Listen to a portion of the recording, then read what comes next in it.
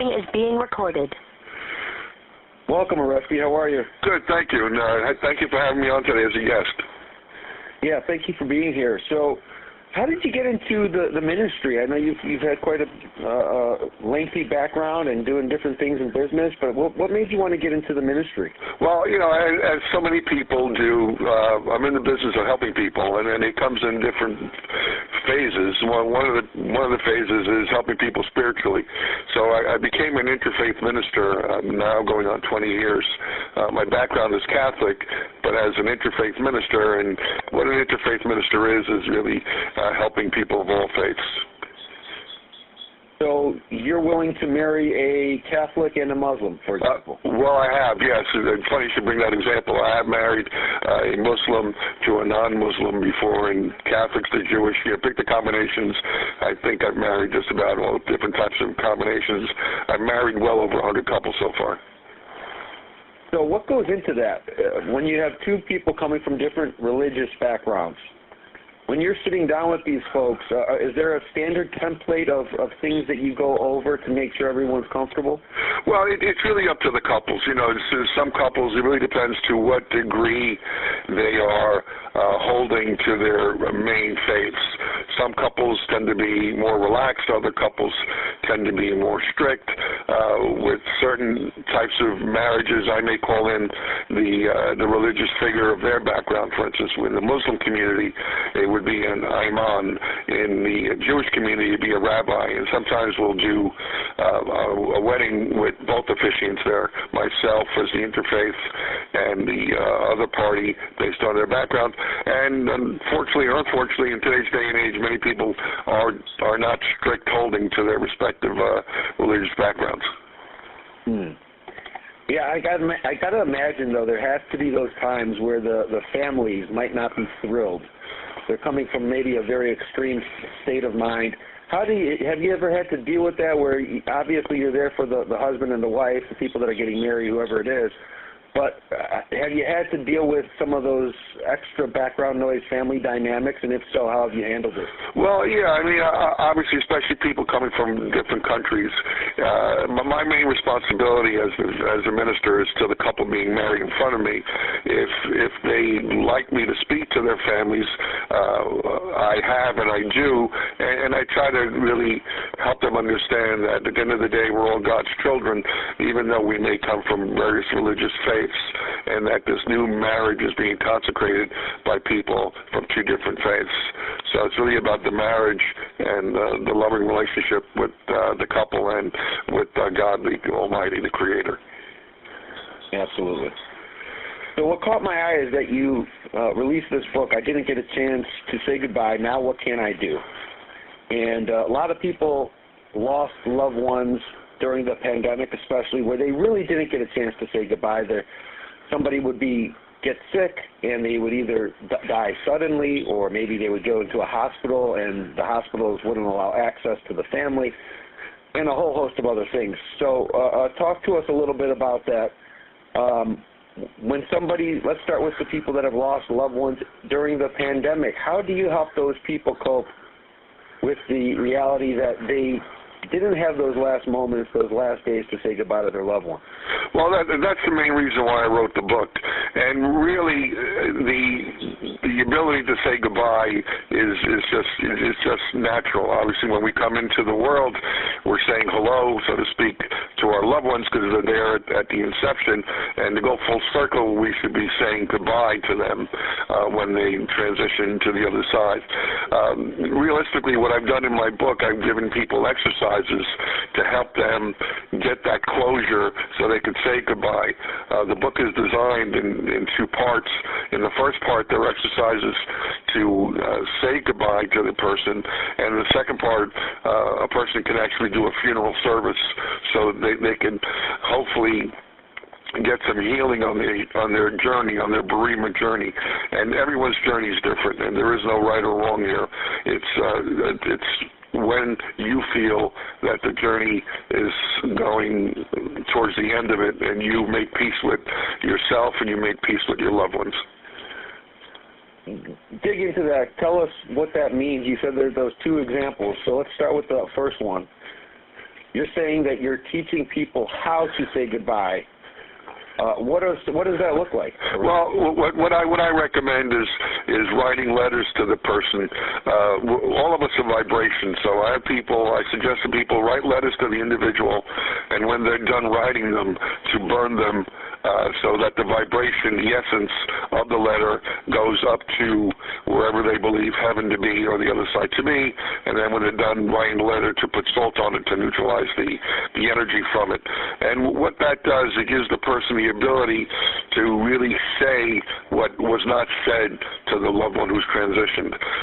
Many times it's just not one letter, it could be multiple letters, and it could be multiple letters in multiple sittings to really get those final words said. Sometimes they're just really words of goodbye, other times there are other issues that were not resolved or other things that were not said or that should have been said, and that exercise helps them with that part of the closure so they can move on with their journey. Because also on the other side, based on my knowledge of the other side and studies, those folks want to get closure too, so they can move on with their journey to do what their soul was meant to do. Are you suggesting that the people that have passed on, you're saying that their spiritual existence is still yearning for closure too from the physical existence here on Earth? Yeah, I believe they are, because they left with business unfinished. So what's happening on the other side is they want to wrap things up as well as the person who needs the closure on this side. So both parties need closure to move on in their respective soul journeys and their respective spiritual journeys. So what ends up happening is that folks on the other side didn't get a chance to really say what they wanted to say to the other person, good, bad, or indifferent, and conversely, the person on this side who's still here didn't get a chance to say their goodbyes, good, bad, or indifferent, to the person who's transitioned. So how does the person then here on the physical side, they may be able to, what you're saying is, get closure. Maybe there was some unfinished business with somebody, they were in a rift or a falling out, and now they're feeling regret. And it sounds like you're saying write it down, put it out there, maybe take ownership, apologize, and that's your way to make amends with it. But how does that person then, if the person that passed on kind of owed some apologies as well, how do we here still on Earth get that closure back from the other side?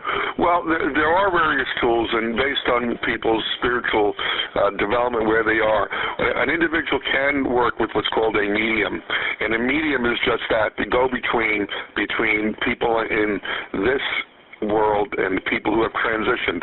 And a good medium will help you get that closure, because what will happen is the person from the other side will speak through the medium, and you'll get the healing that you're supposed to get on this side.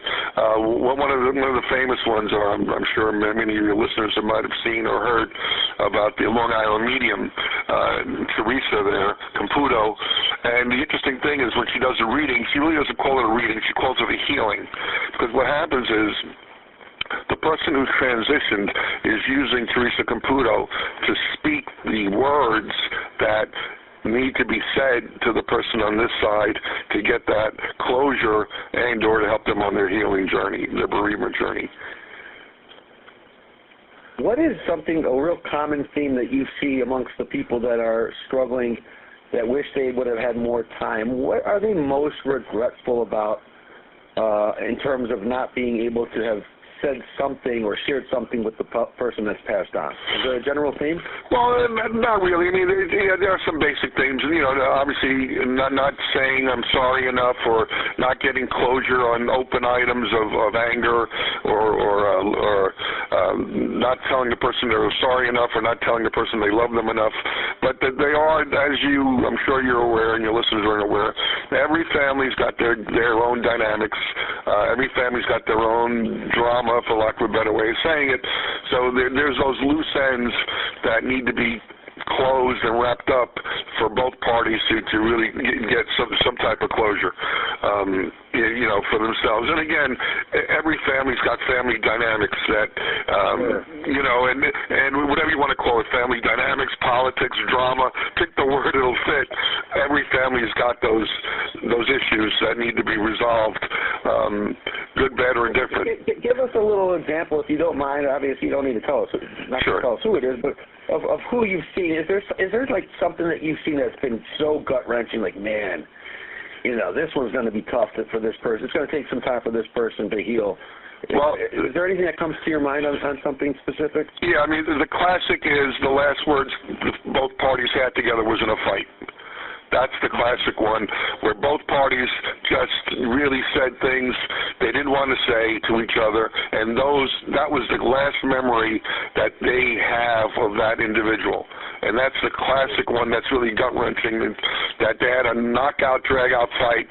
It doesn't have to be physical, just to be verbal, and they use words like weapons against one another, and now the other person has transitioned, and there wasn't time to really say, look, I'm really sorry, I didn't mean to do that, and I love you. And that's if you're looking for the classic incident, that's it. And I would say, just to double down on that, it's got to be even more horrific and more sad if the one that has passed happens to be if the fight was between a parent and a child happens to pass. Right. Oh, well, exactly. I mean, yeah, I understand what you're saying. I hate to use degrees of misery, but it's never a good thing. Family is family. The bond between a child and an adult and a parent, it doesn't matter the age. When you can take logic and throw it out the window when it comes to family dynamics. Well, he was an adult. They were both adults. That means nothing.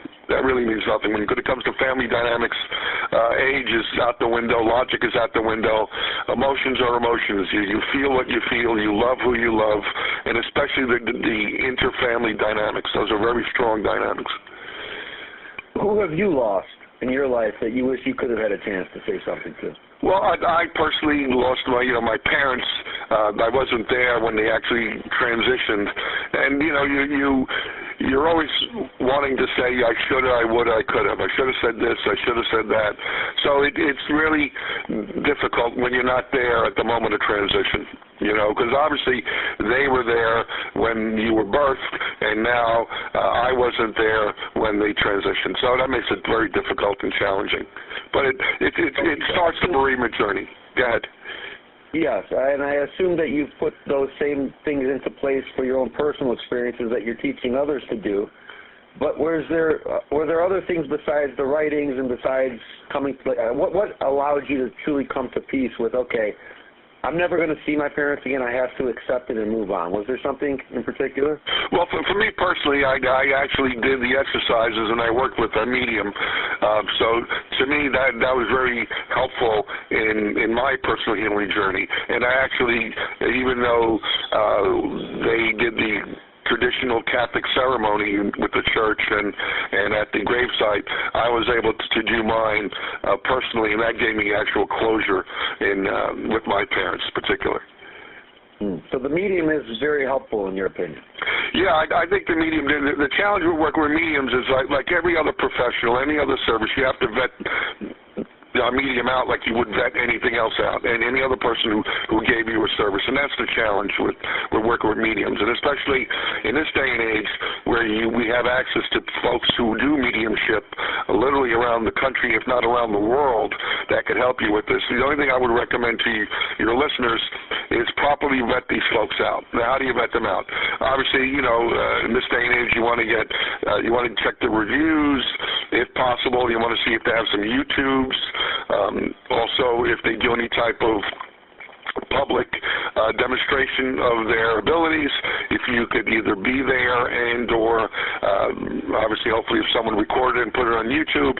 So you just want to vet these folks out to make sure they feel right for you to work with these folks. And like every other service, I usually suggest people use the rule of three. If you work with 2 or 3 people and it's not for you, then chances are it's just not a good fit for you to work with a medium. But if you work with one medium and it didn't go well, then the second medium worked well, then obviously it's a tool in your toolbox on your bereavement journey and on your healing journey. You remember Sylvia Brown? Yes, I do. Okay. So one thing I don't know if she was considered a medium, but she was considered a psychic back 20 years ago, and there was no social media. She'd be going on the Montel show, Bill Donahue, Oprah. Sure. And everyone thought she was like the number one thing. And I remember she was on one of those shows, and one of the girls' moms, there was those girls in Cleveland. I'm here in Cleveland, Ohio. Yes. And you'll recall that there was those girls, Ariel Castro, quite a few years ago, had those 3 girls locked up in his basement for over a decade. Yes, I remember that. And one of those girls' mothers asked Sylvia Brown on the show, "Is my daughter alive?" And Sylvia told her no. Oh, boy. And they believe that mother died of a broken heart. Sure. Because the mother ended up dying a little bit thereafter. And, of course, as we know now, the girl actually was alive. Yeah. So to your point, make sure you're talking to the right people, because you don't want to be misled. Yeah, well, without question. And obviously, when we're dealing with metaphysical things and psychology type of things, as you can see, it's an art and a science, and it's challenging. Also, people have religious beliefs. People will quote the Bible to me, saying that in the Bible you should not go to people who practice these things. And the argument I give folks is, if you believe in a loving God, why would a loving God want his children to suffer and not work with these types of folks to get closure? Why would a loving God want someone to have a bereavement journey until the end of their days? So it's just the challenge is trying to vet these folks to find the right people that work for you. But in this day and age, with the advent of the internet and YouTube, you have the ability to get a lot of information on reviews and see people in action, and especially if these folks are local to you. I really encourage that people who, if they're interested in this type of thing, and someone is local within half hour, or whatever makes sense in your world, to actually go see these people in action. Usually these folks will do demonstrations, or they'll do group work where their fee is cheaper, and you can actually go there and get a feeling for the individual, and you can get a feeling to see if this individual is right to work with. Perfect. Is that a learned behavior, real quick on the medium? Can mediumship be taught, or is this something that's innately born? It is a skill, and it's under, we all have the skills, and they're called clairs. And unfortunately, you can't hold me to the individual concepts right now. There's clairaudience, where you hear with your ears, clairvisual, where you see things, and there's a list of about 6 of them. And some of us are predisposed in certain areas. In other ones, these skills can be learned. And with all skills, you have to learn, practice, and master. I mean, the classic is, all mothers have that 6th sense, don't they, when their child is in danger. So it is innate, but it can be learned. There are schools around the country and around the world that do teach mediumship. Okay. So you also mentioned in your book, there's another piece of it where this is, I find very fascinating, and I want to learn more about this, is writing your own, what did you say, something about writing the funeral service? Yes. Yeah. What I did was, we're all allowed to perform a funeral service, so you can write your own funeral service. And what I've done is I've designed a template where you could actually deliver your own funeral service, regardless of if the person's there, regardless if you have a place to go to that is a cemetery, a mausoleum. You could actually do the service, outside in your backyard if you want to. And the service is designed to keep what you like and leave the rest. So you can deliver that service to the individual if you weren't there at the actual funeral, or you weren't there for whatever reason. You can do the service yourself. One does not have to be credentialed. You don't need to be a minister or certified by the state or the government to do a funeral service, unlike a marriage. Excuse me? This helps people with further closure. Is that what you're saying? Yeah, it does, because in this way, if they weren't there, this is another tool in the toolbox to get closure in their bereavement journey. If you notice, I call it a journey because everyone heals differently. Everyone's at different places with saying goodbye. Everyone's at a different place for getting closure. Closure may come slowly. Closure may come over a period of time, or they may never get closure. And what I mean by that is, they may not be hurting the way they were in the beginning, but obviously there's always, not saying actual goodbye. There may be that little bit of closure that remains to be done. But everyone's different. Everyone's different. Everyone's on their own bereavement journey and healing journey. Oreste, where do we go after we die? Well, it really depends on your belief system. It is if you believe in the concept of the soul is immortal, then we transition to the other side and we go and become one with source energy, and that source energy is also known as God. So it really depends on your belief system. I personally believe in the following, that we're made up of 5 components. The first 4 are pretty straightforward. The physical, which is the body, the mental, the mind, the emotions, the emotional heart, and the spirit, which is the life force within us. Obviously, when we die, we're no longer animated, and the spirit leaves us. And the 5th component is the soul.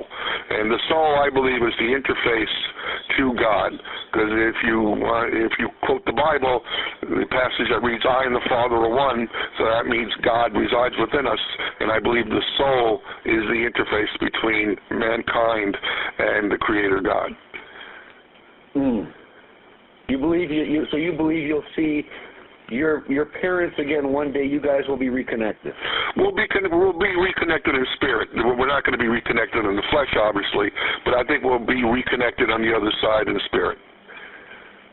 And then, how do you think that goes? And when we say connected in spirit, what does that look like? Is that just energies?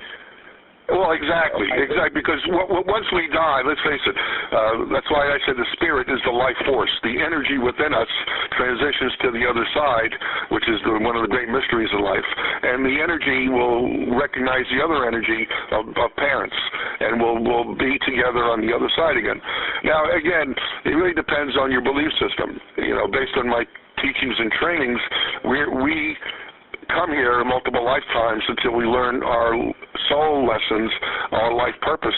And once we've learned our soul lesson and life purposes, we tend to transition and stand on the other side and stop coming back down. But until we do what we're supposed to do and learn what we're supposed to learn and do our purposes, we keep on coming back here. And we have what are called life contracts with people. And usually those life contracts are with parents, because we made a decision on the other side to come down with them, because they came down to teach us something, and we also came down to teach them something. A lot of people lost their way during the pandemic.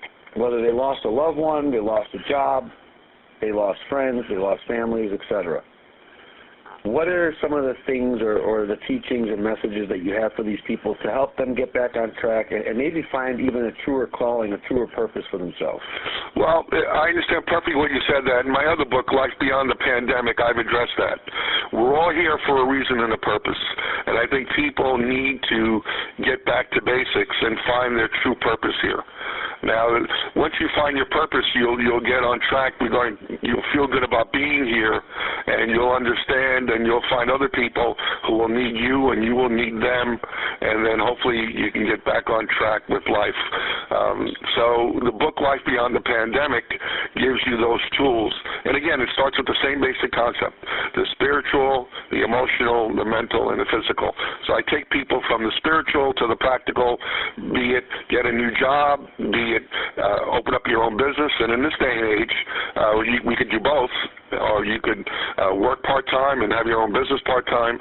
But I think once people get back on track with their purpose and build their vision of who they are and what they're supposed to do down here, I think life will get easier for them. So we do have all of us do have our own callings, but overall, what is the purpose of life? Well, that's the $10,000 question, isn't it? the purpose of life really is to enjoy it, but come here to do your purpose, your work. Once you find your work, you'll find that life is more enjoyable. Now, it doesn't have to be fancy or grandiose. Your purpose could be to run a diner, and it's not about you being a diner owner or being a cook. Your purpose could be maybe to bring people together, and that's your purpose there. So it doesn't have to be grandiose, as grandiose as curing cancer. Your purpose could just be to make the world a better place for yourself, for the animals, for the environment. The list goes on and on and on.